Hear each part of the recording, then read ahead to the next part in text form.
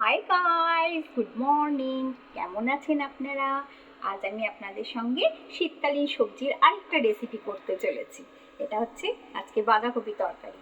বাঁধাকপি তরকারিটা চিংড়ি দিয়ে করব, হেভি টেস্টি করে করব। আপনারা সঙ্গে থাকুন, দেখতে থাকুন কীভাবে রেসিপিটা করি। জলটা ফুটে গেছে, বা জলটার মধ্যে একটু ভাপিয়ে নেবো। শীতকালীন সবজিগুলো না, বিশেষ করে ফুলকপি, বাঁধাকপি একটু গরম জলে না দিলে, নুন জলে না দিলে না, এগুলো গ্যাস হয় ভীষণ।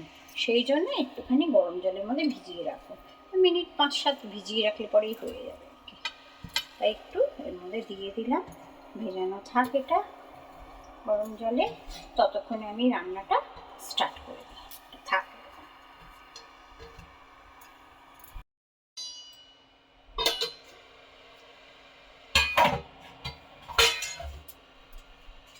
এটা 5 মিনিট একটুখানি গরম জলে ভিজিয়ে রেখেছি, হয়ে গেছে। আপনারা এটাকে সেদ্ধ করবেন না, সেদ্ধ করলে তরকারির স্বাদ নষ্ট হয়ে যায়, বড্ড নরম হয়ে যায়, আর সে কীরকম একটা প্যাত প্যাত মতো করে। সেই জন্যে এটাকে খালি গরম জল একটু ফুটিয়ে নুন জল করে ওর মধ্যে ভিজিয়ে দেবেন। 5 মিনিট ভিজালেই হয়ে যাবে, আর কিছু না। জলটা ঝরিয়ে নিই, জলটা ঝরিয়ে একবার ঠান্ডা জলে ধুয়ে নেবো। আবার এটা নিজের মতো শক্ত হয়ে যাবে ঝরিয়ে নিয়ে।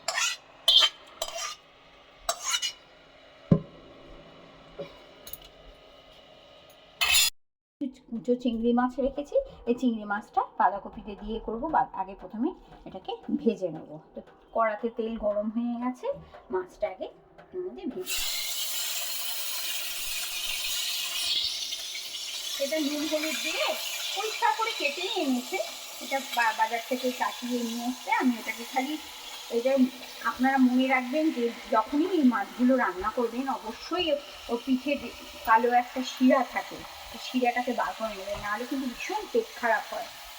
ওটার মধ্যে মেন ময়লাটা থাকে চিংড়ি মাছে। সেই জন্য তুমি দেখে রান্না করবেন। এগুলো সব কেটে পরিষ্কার করে নুন হলুদ দিয়ে আমি 10 মিনিট মেখে রেখেছিলাম। এবার এটাকে ভেজে নিলাম, ভেজে এবার তুলে ফেলবো। এটাকে হালকা ভাজবো, বেশি ভাজবো না, তাহলে ছিবড়ে ছিবড়ে লাগবে চিংড়িটা। এখনকার দিনে চিংড়ি মাছেরও তো তেমন একটা স্বাদ নেই, সেই জন্য সেই বুঝে একটু করবে।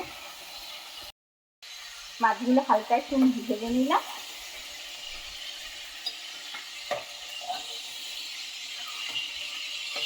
তেলে আমি দিয়ে দেবো দুটো শুকনো লঙ্কা একটু ছিঁড়ে দিয়ে দিলাম এর মধ্যে, আর দিয়ে দেবো খানিকটা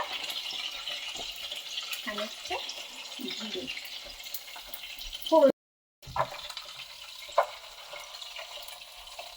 ফোড়নটা হয়ে গেছে, এবার ওর মধ্যে একটু আলু ডুমো ডুমো করে কেটে রেখেছি, আলুটা দিয়ে দেবো।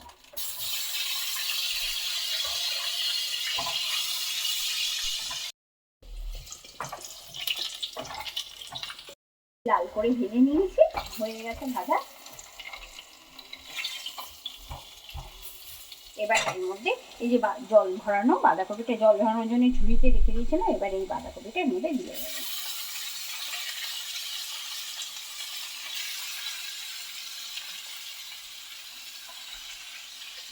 অনেকটা বাঁধাকপি হয়ে গেছে, অবশ্যই সাতলাতে ভাজতে ভাজতে কমিয়েও যাবে, এটাও ঠিক। দেখো এখন মাত্র এইটুকু দেওয়াতে, মশলাতে কিছু দিইনি, তাতে দেখো বলে ওইটুকু নেমে গেল না। হ্যাঁ, বাঁধাকপিটা ভালো ছিল। আচ্ছা, এবার এটা মধ্যে পরপর মশলাগুলো দিতে হবে। এখানে টমেটো কিছু কুচো করে রেখেছি, টমেটোটা দিয়ে দেবো। তারপরে এখানে রেখেছি খানিকটা কড়াইশুঁটিটাও এর মধ্যে দিয়ে দেবো। হবে তো একটা কড়াইশুঁটি। আচ্ছা, এখানে দিয়ে দেবো আমি 1 চামচ আদা পেস্ট, 1 চামচ জিরে পাউডার, 1 চামচ ধনে পাউডার, 1 চামচ দেবো লঙ্কার গুঁড়ো, লঙ্কা পাউডার, শুকনো লঙ্কা পাউডার, 1 চামচ দেবো হলুদ পাউডার। এবার দেবো স্বাদ অনুসারে নুন।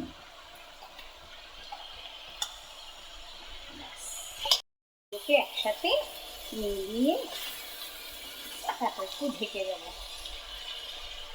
তেজপাতা দিলে দরকার নেই, তেজপাতা দিইনি, মনে নেই তেজপাতা দিতে, তেজপাতা দেওয়া উচিত ছিল, সত্যি ভুলেই গেছি, সবসময় মনে থাকে না সব কিছু। শুকনো লঙ্কা দিয়েছি, দিয়ে দিয়েছি।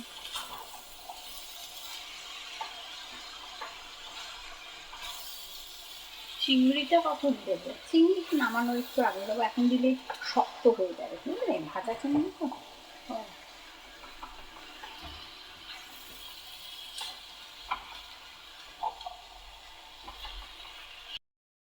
এখানে দিয়ে দেবো আমি 1 চামচ চিনি।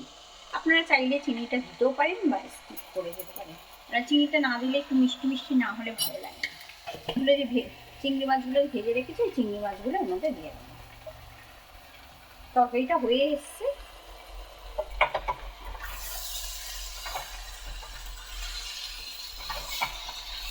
এক কড়া পুরো ভরা ছিলেন, বললাম না দেখি মস্তে মস্তে, তাও অনেকটাই আছে, আমি সেটা বলছি না। চিংড়ি মাছ দেখেই কেমন একটা জিভে জল চলে আসে। শীতকালীন সবজিগুলোর মধ্যে একটু মাছ টাছ পড়লে, এমনিতে তো সবজির টেস্ট খুব ভালোই লাগে, ডিফারেন্ট টাইপের সবজি ভেজিটেবলগুলো পাওয়া যায়, আর এর মধ্যে একটু মাছের মাথা, মাছ পড়লে তো আর বলাই বাহুল্য। হয়ে গেছে, প্রায় একটু ঢেকে দেবো। আচ্ছা, 1 চামচ গরম মশলা আগে আমি দিয়ে দিয়েছিলাম, এবার আমি 1 চামচ গরম মশলা দিয়ে দেবো।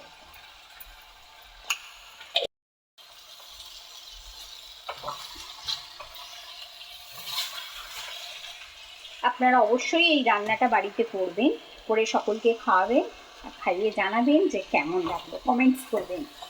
আর আমাদের FOTV চ্যানেলটাকে সাবস্ক্রাইব করতে এবং লাইক করতে ভুলবেন না।